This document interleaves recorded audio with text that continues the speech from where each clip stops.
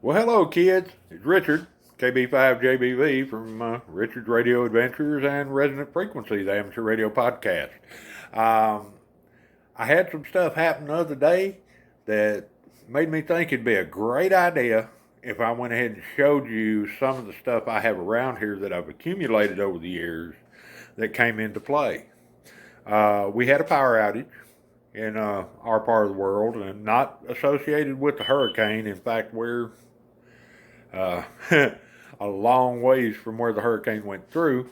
However, we did have an outage, something about a transformer blowing out or something like that.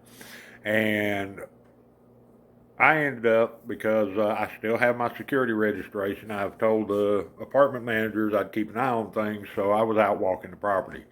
So let me go ahead and switch over where you can see the stuff I'm going to be talking about, and we'll go from there. Okay, kids, as some of you are aware, I have been working through the intricacies of DMR radio since I got back on the air a few months ago. Yeah, beep, beep, beep to you too. And consequently, we're using a hotspot and finding new ways to go portable and all that good stuff. However, back to the power outage. When we had the power outage the other night, we were out for 6 hours because of a transformer issue, I was told. And I went walking around the property. Well, mostly I'll get back to, well, let's do that first. I took my little radio with me here and battery pack that I've had for a few years. This one. And since it was charged up, or luckily I could get it charged up because of what I'll show you next, I was able to take my little hotspot. Y'all seen plenty of these around. My little hotspot, and actually go walk around the property, which is a pretty good size apartment complex, and talk on my radio and listen to the radio and all that good stuff. For those that may be asking questions pretty soon, I went ahead and purchased another antenna for this one because the one it had was kind of, well, it didn't impress me. And believe it or not, this base, I've got it stuck to this base with a Velcro. And the base turns out to be a piece of MDF molding from Home Depot. Cost me a couple bucks. And that's how I run it in the car now, because I was having trouble with it falling over as I was going down the road. But the other night I went ahead and folded the antenna down, stuck it in my pocket with the battery pack. And radio hooked to a pocket on the other side, and we were good. Oops, there I go throwing stuff. Always throwing stuff. Anyway, so I wanted to show y'all this. And this guy, I picked this guy up at Walmart. I guess it's probably about 6 years ago. And he sits around most of the time on the charger. And the other night when the power was out, well, let me start with this.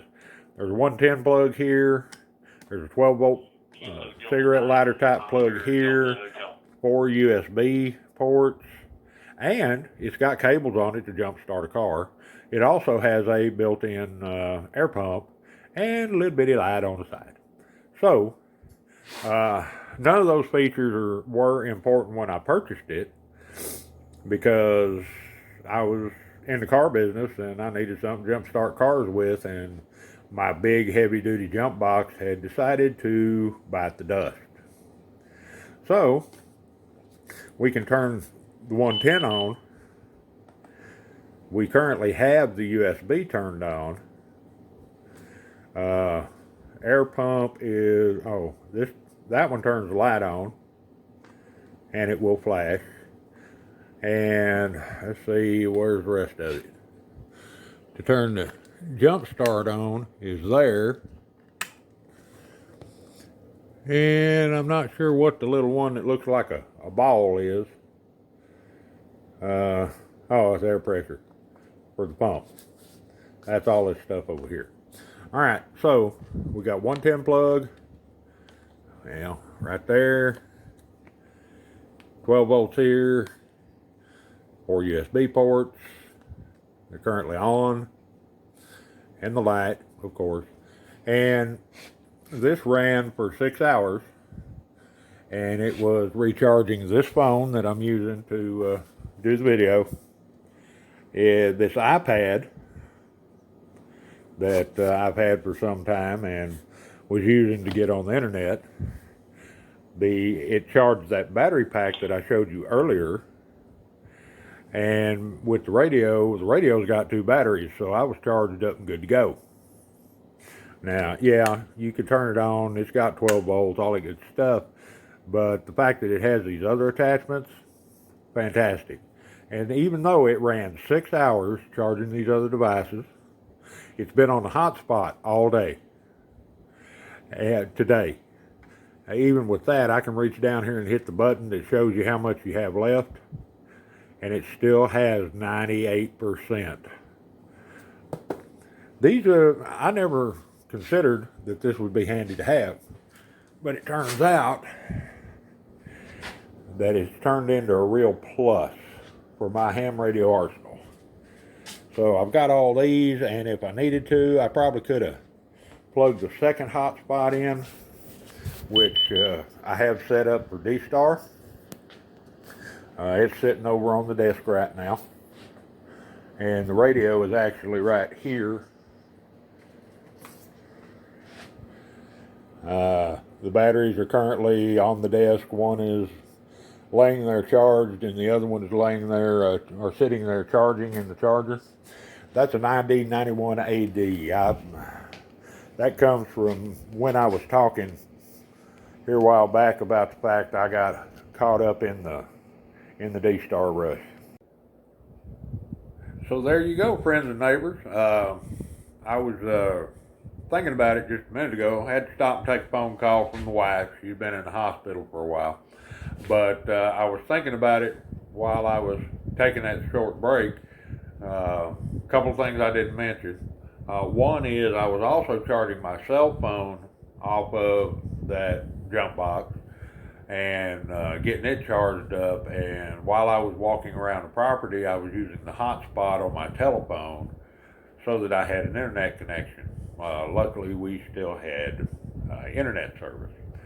So that's pretty much it. If you have any questions, don't feel free to get in touch with me. My email address is kb5jbv@gmail.com. kb5jbv@gmail.com. Or you can go ahead over and visit the website. It's Resonant Frequency, the Amateur Radio Podcast. It's at www.rfpodcast.info. And sooner or later, we're going to be able to edit this stuff a little better. www.rfpodcast.info. Or you can check us out over on Facebook. I'm Richard, and you should be able to find me with an easy search for my call sign. We've had a Facebook page for, I don't know, I think I turned it on about 10 years ago, and it has kind of fallen into disrepair, and I just rediscovered it because I didn't remember that I had it. And we will be getting that back online pretty quickly. So if you want to check out Resonant Frequency, the Amateur Radio Podcast page on our group on Facebook, please feel free. I very seldom check Twitter, even though I do make show announcements over there. And also, if you would like to, we're using a group called DFW Elmers over on Facebook as well to try and put the club together for those of you that have been listening to Richard's Radio Adventures. And we're trying to put a club together out here in Kaufman County. So we've been using that, but we've also been getting pointers and stuff from guys on DMR and some other stuff, and even my N5RLR Mike, he's been posting stuff over there that would be useful, some antenna articles and stuff like that.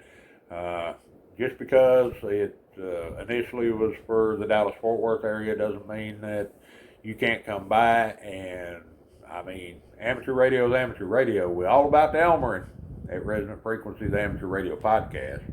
And I have found a group of like-minded people that are all about the Elmering as well.